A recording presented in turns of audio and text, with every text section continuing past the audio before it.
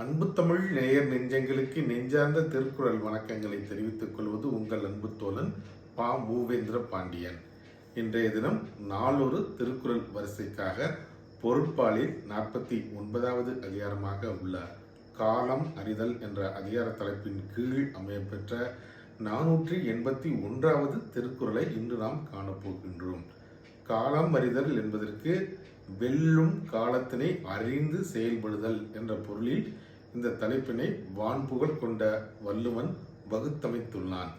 இப்பொழுது 481வது திருக்குறளுக்கு நாம் செல்வோம்.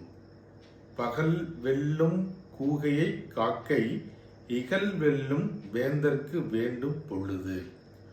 பகல் வெல்லும் கூகையை காக்கை இகல் வெல்லும் வேந்தற்கு வேண்டும் பொழுது.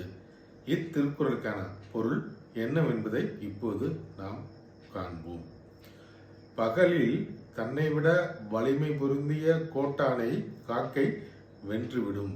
அதுபோல தன்னுடைய எதிரியை பகைவரை வெல்ல நினைக்கும் அரசர்கள் வேந்தர்கள் அதற்கான காலத்தினை எதிர்பார்த்து காத்திருக்க வேண்டும்.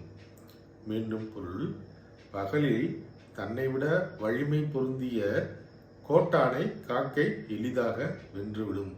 அதுபோல தனக்கு எதிரியை வெல்ல நினைக்கும் அரசர்கள் அதற்கான காலத்தினை எதிர்பார்த்து காத்திருக்க வேண்டும். அதாவது காலத்தினை அறிந்து செயல்பட்டால் நிச்சயம் நம்முடைய பகைவரை வென்றுவிடலாம் என்பது இத்திருக்குறளுக்கு சுருக்கமான பொருளாகும்.